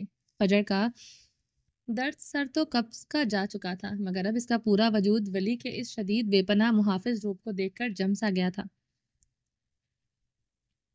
اس نے آج جانا تھا کہ ولی ہونے کا مطلب کیا ہوتا ہے۔ وہ بس اسے دیکھے جا رہی تھی۔ پولیس کی آمد نے معاملے کو وہ سنگینی بخش دی تھی جس سے ہوٹل کی انتظامیہ سب سے زیادہ خوفزدہ تھی۔ آنے والے آفیسرز میں سے چند ایک جو رئیس کے وفادار تھے وہ ولی کو پہچانتے تھے۔ وہ اسے رئیس اورنگزیب کے ساتھ کئی تقریبات میں دیکھ چکے تھے، جبکہ فجر مراج کا چہرہ فیشن کی دنیا میں کسی تعارف کا محتاج نہیں تھا۔ لمحوں میں ایک عام جھگڑے سے کہیں بڑھ کر ایک ہائی پروفائل کیس بن چکا تھا۔ ولی کا غصہ اب بھی کم نہیں ہوا تھا، مگر اس کے لہجے میں گہرا ٹھہراؤ تھا، ایک ایسی سرد اور اٹل ضد جو کسی بھی طوفان سے زیادہ خطرناک تھی۔ وہ ایک ہی بات بار بار دہرا رہا تھا۔ اس کی آواز میں ایک ایسی کاٹ تھی جو سیدھا دل میں اترتی تھی۔ میری بیوی کو ہاتھ کیسے لگایا؟ میں اس کا ولی ہوں، اگر کوئی مسئلہ تھا تو مجھ سے بات کی جاتی۔ اس کا ہر لفظ اس عورت کے لیے ایک تازیانہ تھا۔ پولیس انتظامیہ اور وہاں موجود ہر شخص پر یہ واضح ہو چکا تھا کہ یہ شخص پیچھے ہٹنے والا نہیں۔ بالآخر اپنی بیٹی کے مستقبل اور اپنی عزت کو داؤ پر لگا دیکھ کر وہ عورت ٹوٹی۔ اسے پوری حصار میں فجر کے سامنے لایا گیا۔ اس کے چہرے پر اب وہ تکبر نہیں تھا بلکہ خوف اور پشیمانی تھی۔ اس نے کانپتی آواز میں کہا، میں اپنے رویے اور اپنی شدت پسندی کے لیے معذرت خواہ ہوں۔ پلیز مجھے معاف کر دے۔ میری بیٹی کی شادی ہے، میں نہیں چاہتی کہ ہمارے خلاف کوئی خبر بنے۔ اس کی آواز میں عاجزی تھی، مگر فجر کو اس کے خلوص سے زیادہ اپنی ذات کو بچانے کی فکر محسوس ہوئی تھی۔ اس کے دل کو کچھ ہوا۔ اپنی بیٹی کی اتنی پرواہ تھی تو کیا وہ کسی کی بیٹی نہیں تھی؟ یہ خیال بجلی بن کر اس کے ذہن میں کوندا، مگر اس نے اپنے جذبات کو چہرے پر نہیں آنے دیا۔ اس نے بس سرد لہری سے اس بات میں سر ہلایا۔ وہ بحث کرنے یا تانے دینے کے موڈ میں نہیں تھی۔ اور دوسروں سے کیا گلا؟ یہ حادثہ اس حادثے سے بڑا نہیں تھا جس میں اس کے اپنے ماں باپ نے اسے زہر دے کر مارنا چاہا تھا۔ اس کے سر ہلانے کے چند منٹ بعد ہی رئیس اورنگزیب کے ایک فون کال پر ہوٹل کو حفاظتی اور انتظامی کوتاہی کے سبب پورے ایک دن کے لیے سیل کر دیا گیا۔ ہوٹل مینجمنٹ کی حالت بگڑ چکی تھی، یہ ان کے لیے ایک بھیانک خواب تھا۔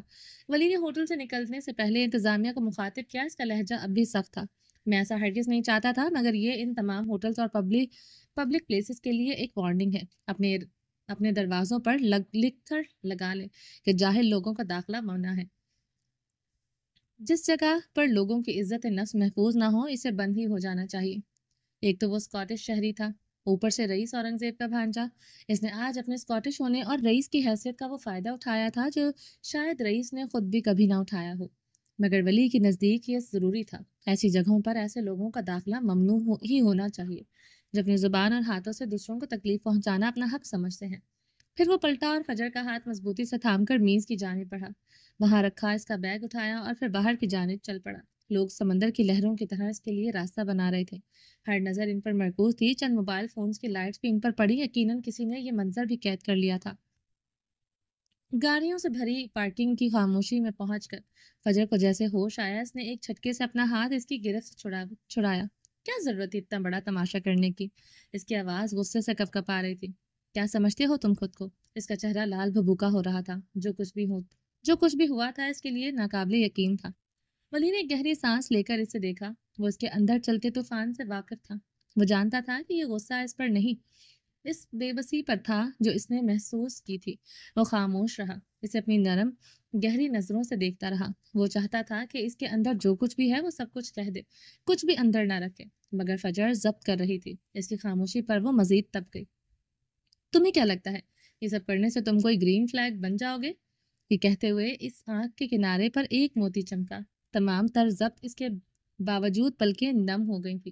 اس سے پہلے کہ وہ آنسو اس کے گال پر بہتا اس کی ضبط کی توہین کرتا، ولی سے یہ برداشت تک نہ ہوا۔ وہ ایک قدم آگے بڑھا اور اس کے قریب آیا، عین قریب، پورے استحقاق سے پھر سے اس سے اپنا ہاتھ اٹھایا اور اپنی شہادت کی انگلی سے نہایت نرمی سے اس کی پلکوں پر ٹھہرے اس آنسوؤں کو چن لیا۔ فجر ایک بار پھر ساکت ہو گئی کہ اس کے لمس میں ایسی شدت تھی کہ اس کا دل دھڑکنا بھول گیا تھا۔ بیگم، ولی کی گہری سرگوشی جیسی آواز ابھری، میں گرین فلیگ نہیں، گرین فارسٹ ہوں۔ فجر نے سانس روکے سے دیکھا، اس کی ہیزل آنکھوں میں نمی کی ایک تہہ تھی۔ پر مسئلہ یہ ہے، وہ دھیرے سے مسکرایا، کبھی کبھی اس فارسٹ میں آگ لگ جاتی ہے۔ ایک مکمل ڈیفالٹ پیس اس کے سامنے کھڑا تھا، ایک 7 اسٹار ہوٹل کو ایک دن کے لیے بند کروا دیا تھا، اور اب کتنے سکون سے اس کے آنسو چن رہا تھا۔ کیا تھا یہ شخص؟ آخر تم ہو کون؟ بے ساختہ یہ سوال اس کے لبوں سے پھسلا۔ وہ بے یقینی سے اسے دیکھ رہی تھی۔ صرف تمہارا ولی ہوں، اس نے پورے حق سے جواب دیا، یعنی وہ سب کچھ تھا، اور میرے ہوتے ہوئے کوئی تمہیں بری نظر سے نہیں دیکھ سکتا۔ یہ کہہ کر اس نے دوبارہ فجر کا ہاتھ تھاما اور اسے گاڑی تک لایا، دروازہ کھول کر اسے اندر بٹھایا اور خود ڈرائیونگ سیٹ پر آ بیٹھا۔ چند لمحوں بعد اس کی گاڑی ہوٹل کی پارکنگ سے باہر نکل رہی تھی۔ ریستوران سے نکلتی ہوئی بھیڑ سے گزرتے ہوئے فجر ان لڑکیوں کی سرگوشیاں نہیں سن پا رہی تھی جو انہیں دیکھتے ہوئے کہہ رہی تھی، ایسا اسکاٹش شوہر تو سبھی لڑکیاں ڈیزرو کرتی ہیں۔ گاڑی باہر نکلتے ہی فجر نے رخ پھیر لیا۔ اس کا دل اب بھی بے ترتیب دھڑک رہا تھا، مگر اس دھڑکن میں اب بے بسی اور اذیت ہی نہیں بلکہ ایک انوکھی انجانی سی حفاظت کا احساس کھل رہا تھا، جبکہ گلے میں ایک پھندا لگ چکا تھا۔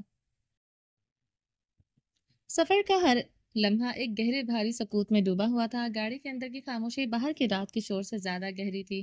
ولی نے میوزک آن کرنے کا سوچا، پھر ارادہ ترک کر دیا۔ یہ خاموشی ضروری تھی، یہ اس طوفان کے بعد کا وہ ٹھہراؤ تھا جو اپنے اندر کئی انکہے سوال اور جواب سمیٹے ہوئے تھا۔ فجر کھڑکی سے باہر دیکھ رہی تھی، مگر اس کی نظریں کسی منظر پر نہیں، اپنے اندر خالی پن پر بھٹک رہی تھی۔ پھر گاڑی ایک بلند و بالا جدید طرز کی عمارت کے سامنے رکی جس کی روشنیاں رات کے اندھیرے کو کاٹ رہی تھی۔ فجر جیسے کسی ٹرانس سے نکلے، اس نے سر اٹھا کر دیکھا۔ یہ علاقہ اس کے لیے بالکل اجنبی تھا۔ وہ کہاں آ گئے تھے؟ اس نے رخ موڑ کر سوالیہ نظروں سے ولی کو دیکھا۔ اس کی آنکھوں میں نہ غصہ تھا نہ حیرت، بس ایک سپاٹ سی بے یقینی تھی۔ یہ بگ بی کا پینٹ ہاؤس ہے، ہمارا ڈنر ادھورا ہے۔ اس نے فجر کو دیکھا جو اب بھی اسے بے یقینی سے گھور رہی تھی۔ وہ جانتا تھا کہ اس عورت کا بھروسہ جیتنا دنیا کے مشکل ترین کاموں میں سے ایک تھا۔ میں آپ کا ولی ہوں، آپ مجھ پر اتنا تو بھروسہ کر سکتی ہے نا؟ اس بار اس کے لہجے میں ضد یا حق نہیں، ایک نرم سی امید تھی، ایک التجا تھی جو اس کی گہری آنکھوں میں صاف دکھائی دے رہی تھی۔ وہ گاڑی کا دروازہ کھول کر باہر نکلا اور پھر فجر کی جانب آ کر اس کے لیے دروازہ کھولا۔ ڈنر کا شرف بخش دیں بیگم، اس نے اپنا ہاتھ آگے بڑھایا، وہی مانوس انداز، اس کے دل کے کسی کونے میں ایک خواہش نے سر اٹھایا۔ کبھی تو اس کا ہاتھ تھام کر باہر نکلے گی، کبھی تو۔ فجر نے گہری سانس لی، جیسے خود کو کسی بڑی آزمائش کے لیے تیار کر رہی ہو، پھر کسی روبوٹ کی طرح بغیر کوئی تاثرات دیے گاڑی سے باہر نکل آئی۔ وہ اس وقت ایک چلتا پھرتا پتھر لگ رہی تھی۔ اذیت جب حد سے بڑھ جائے تو انسان اس بے حسی کے خول سے چھپا لیتا ہے۔ وہ فجر نے یہ فن سیکھ لیا تھا، وہ اس شخص کے سامنے کمزور نہیں پڑ سکتی تھی۔ ولی کے لبوں پر ایک ہلکی سی اداس مسکراہٹ نمودار ہوئی۔ اس نے گاڑی لاک کی اور آگے بڑھا۔ فجر اس کے پیچھے تھی۔ جلدی سے وہ دونوں ایک شاندار خاموش لفٹ میں کھڑے تھے۔ بگ بھی آج شہر سے باہر ہیں اور ان کے علاوہ صرف میں یہاں آ سکتا ہوں۔ وہ لفٹ کے آئینے میں اسے ایک سپاٹ چہرے کو دیکھتے ہوئے اسے آگاہ کر رہا تھا۔ فجر خاموش کھڑی تھی، جیسے اسے ان باتوں سے کوئی فرق ہی نہ تھا پڑتا ہو۔ لفٹ مطلوبہ منزل پر پہنچی اور دروازے کسی شاہی استقبال کی طرح کھل گئے۔ ولی نے ڈیجیٹل لاک پر چند ہندسے دبائے، ایک دھیمی سی کلک کی آواز آئی اور دروازہ کھل گیا۔ اس نے اندر داخل ہو کر بتیاں جلا دی۔ مجھے مجھے دے دے۔ اس نے آگے بڑھ کر فجر کے ہاتھ سے اس کا پرس لیا اور ایک کنسول پر رکھ دیا۔ اندر داخل ہوتے ہی فجر کے قدم ایک لمحے کو چھٹکے۔ یہ ایک ناقابل یقین حد تک شاندار پینٹ ہاؤس تھا۔ فرش سے چھت تک پھیلی شیشے کی دیوار کے ایک طرف روشنیوں میں نہایا ہوا پورا شہر ایک دمکتے ہوئے قالین کی طرح بچھا تھا، جبکہ دوسری جانب کے شیشے کی دیوار کے پار ایک پرسکون نیلگوں سوئمنگ پول رات کی چاندنی میں چمک رہا تھا۔ ہر چیز میں نفاست اور ذوق کی بلندی تھی۔ وہ بے اختیار شہر کی جانب والی گلاس وال کی طرف بڑھی۔ یہاں سے روشنیوں کا ایک سمندر سحر انگیز لگ رہا تھا۔ وہ دیوار سے ٹیک لگا کر کھڑی ہو گئی۔ اس کے اندر کا سناٹا باہر کے شہر کے شور پر حاوی ہوا تھا۔ اسے کچھ محسوس ہی نہیں ہو رہا تھا۔ ولی کچن سے پانی کا گلاس لایا اور اسے تھمایا، پھر خاموشی سے پلٹ گیا۔ کچھ دیر کچن کے برتنوں کی کھٹ پٹ کی آوازیں آتی رہی اور جب وہ دوبارہ باہر نکلا تو اس کے قدم سیدھے فجر کی جانب اٹھے۔ فجر یوں ہی کھڑی تھی، ایک سانس لیتی ہوئی مورت کی طرح، چہرہ تاثرات سے مکمل طور پر عاری۔ ولی نے چند لمحے اسے دیکھا اور پھر اس بے حسی کے خول میں مزید نہیں دیکھ سکتا تھا۔ اس نے آگے بڑھ کر اس کے سامنے اپنا ہاتھ پھیلایا۔ میں آئے؟ فجر نے چونک کر اسے دیکھا۔ اس کی نظریں الجھی ہوئی تھی۔ اس نے کس بات کی اجازت مانگ رہا تھا؟ ولی نے دھیرے سے اس کے ہاتھ سے پانی کا گلاس پکڑا اور قریب رکھی میز پر رکھ دیا۔ پھر وہ دوبارہ اس کی طرف مڑا۔ وہ اپنی سیاہ ویسٹ اتار چکا تھا اور سفید ڈریس شرٹ میں سلوٹیں اس کے مضبوط جسم پر جچ رہی تھیں۔ فجر ابھی تک اسے دیکھ رہی تھی۔ جو ہوا وہ ناقابل یقین تھا۔ اس نے ایک قدم آگے بڑھایا اور ذرا سا جھکتے ہوئے فجر کو نہایت نرمی اور احتیاط سے اپنے بازوؤں کے حصار میں لیا، بالکل کسی قیمتی متاح کی طرح۔ یہ اتنا اچانک تھا کہ فجر ساکت رہ گئی۔ اس کی آنکھیں حیرت سے پھیل گئی۔ کئی لمحے تو اس کے دماغ کو یہ سمجھنے میں لگ گئے کہ یہ واقعی ایسا ہوا ہے۔ ولی کی قربت کی تپش میں اس کا وہ مصنوعی برف جیسا خول دیکھتے ہی دیکھتے چٹکنے لگا۔ I'm sorry، جو کچھ بھی ہوا نہیں ہونا چاہیے تھا۔ اس کی سرگوشی فجر کے بالوں میں جذب ہو گئی تھی۔ وہ جانتا تھا یہ عورت اندر سے ریزہ ریزہ تھی، ہاں جھکتی نہیں تھی، وہ الگ بات تھی۔ روزانہ سوشل میڈیا پر لوگوں کی نظروں میں سرگوشیوں میں اسے قاتل کہا اور مانا جاتا تھا۔ آج کا واقعہ اس زخم پر نمک تھا۔ اس کے نرم الفاظ اور اس کے وجود کی قربت میں فجر کا ضبط ٹوٹ گیا۔ وہ تو نو حق والی لڑکی تھی۔ وہ اس لمحے بھی اس کے بازو بے جان سے پہلو میں گر رہے تھے۔ وہ تو ابھی تک سکتے میں تھی اور پھر اس کی ہیزل آنکھوں میں نمی ابھری۔ دو موٹے موٹے آنسو ٹوٹ کر ولی کے کندھے میں جذب ہو گئے۔ یہی تو وہ چاہتا تھا کہ وہ رو لے، اپنے اندر کا زہر باہر نکال دے۔ دل کے دروازے بھی اونچے تھے، دیواروں پر کانچ بھی لگایا تھا، اندھیرا قبر سے زیادہ رکھا تھا۔ پھر بھی پتہ نہیں وہ شخص محبت کرنے کس راستے سے آ رہا تھا۔ چند لمحے یوں ہی گزر گئے۔ جب فجر کو ولی کے دل کی دھڑکن کے ساتھ ساتھ اپنے دل کی دھڑکنیں کی آواز بھی سنائی دی تو وہ جیسے ہوش میں آئی۔ نو حق والی لڑکی نے ایک دم تڑپ کر اس کے حصار سے نکلنا چاہا، مگر گرفت مضبوط تھی۔ چھوڑو مجھے۔ وہ خود کو چھڑانے کی کوشش کر رہی تھی مگر بے سود۔ تنگ نہ کریں، وہ بڑبڑایا۔ یہ لمحات اور احساسات ایسے تھے کہ وہ انہیں جینے کے لیے خود کو بھی بیچ سکتا تھا۔ میں تمہاری جان لے لوں گی ولی، چھوڑو مجھے۔ وہ اب پوری طرح ہوش کی دنیا میں لوٹ آئی تھی، اور اس کا پہلا ثبوت یہی احتجاج تھا۔ جان تو آپ پہلے ہی لے چکی ہیں۔ وہ ڈھیٹ بنا رہا، اس کی گرفت میں ذرا بھی ڈھیلی نہ ہوئی۔ تم اس حرکت پر جیل جاؤ گے، اس نے غراتے ہوئے کہا۔ وہ زیر لب ہنس دیا، مگر اسے چھوڑا نہیں۔ اگر پاکستان میں ایک شوہر کو اپنی بیوی کے گلے لگانے کے جرم میں جیل ہوتی ہے تو مجھے کوئی اعتراض نہیں۔ اس ڈیفالٹ پیس نے فجر کے گرد چھائے جمود کو پاش پاش کر دیا۔ فجر نے مزاحمت ترک کر دی۔ اس کا حصار واقعی مضبوط تھا۔ اس نے اپنی نم آنکھیں جھپکیں اور اس کے سامنے مزید کمزور نہیں پڑنا چاہتی تھی۔ کیوں کر رہے ہو یہ سب؟ اس کی آواز کو مشکل سرگوشی جیسی تھی کہ تمہارا کام نہیں ہے۔ میرا کام کیا ہے اور کیا نہیں، اس کا فیصلہ صرف میں کر سکتا ہوں۔ اس نے گرفت مزید تنگ کی، جیسے وہ اس کا قیمتی سرمایہ ہو۔ اور جہاں تک وہ اس سوال کا تعلق ہے کہ میں یہ کیوں کر رہا ہوں، تو جان لے کہ جب کوئی آپ کا ولی ہوتا ہے تو وہ صرف نام کا نہیں ہوتا، وہ آپ کی روح کا محافظ بھی ہوتا ہے اور آپ کے دکھوں کا پہرے دار بھی۔ میں نے ہوٹل میں جو کیا وہ اپنی حیثیت کا فائدہ اٹھانا نہیں تھا، وہ ایک ولی کا فرض تھا۔ میں نے آپ کو یہاں لانے کی جو جرات کی وہ آپ کو تکلیف دینا نہیں تھا، وہ آپ کے زخموں پر مرہم رکھنے کے لیے ایک کوشش تھی۔ اس کی ہر بات ہر لفظ فجر کے دل پر دستک دے رہا تھا، اور وہ سننا نہیں چاہتی تھی۔ وہ کسی بھی دستک پر دل کا دروازہ نہیں کھول سکتی تھی۔ کیا تھا یہ شخص؟ رئیس اورنگزیب جیسے شخص سے ٹکر لینے والی، وہ اسے اپنے مقصد کے لیے استعمال کرنے والی فجر مراج، اس شخص سے کیسے جیت پائے گی؟ اس شخص کے سامنے تو فجر کے سارے ڈرامے فیل تھے۔ وہ اس کی سیف ہیون بنتا جا رہا تھا۔ کچھ دیر مزید خاموشی چھائی رہی، اور پھر فجر کے سرد آواز ابھری۔ میں تمہیں آج ہی ٹرمینیٹ کر دوں گی۔ تم کبھی دوبارہ مینار میں داخل نہیں ہو سکو گے، اور نہ ہی میری شکل دیکھ پاؤ گے۔ ہاں، یہ دھمکی کام کر گئی۔ ولی نے آہستگی سے اسے چھوڑا اور ایک قدم پیچھے ہٹ گیا۔ پھر اس نے سینے پر بازو باندھ کر خفگی بھری نگاہوں سے اسے دیکھا، جو واقعی ایسا کرنے کی صلاحیت رکھتی تھی۔ سیریسلی؟ اس وقت یہ بات کرتے ہوئے آپ زہر لگ رہی ہیں، اس نے لہجے کی حقیقی خفگی تھی۔ تو کھا کر مر جاؤ، وہ تڑک کر بولی، اور رخ موڑ کر شیشے کی دیوار سے باہر دیکھنے لگی۔ اس کا دل ابھی تک بے ترتیب دھڑک رہا تھا۔ میں نہیں چاہتا کہ آپ پھر سے بیوہ بنی گھومو، وہ تپ کر کہتا ہوا کچن کی جانب بڑھ گیا، جبکہ فجر کا سارا غصہ جیسے اود آیا تھا۔ ولی نے اس پر چھائے درد اور بے حسی کے خول کو لمحوں میں توڑ پھوڑ دیا تھا۔ وہ اب اپنا لال بھبکا چہرہ لیے اسے جاتے دیکھ رہی تھی۔ ہاں، بے شرم فارنر، اسے جاتے دیکھ وہ زیر لب بڑبڑائی، مگر اس کے دل کی دھڑکن میں اب بے بسی نہیں، ایک عجیب سی ہلچل تھی، ایک ایسی ہلچل جو زندگی کی علامت تھی۔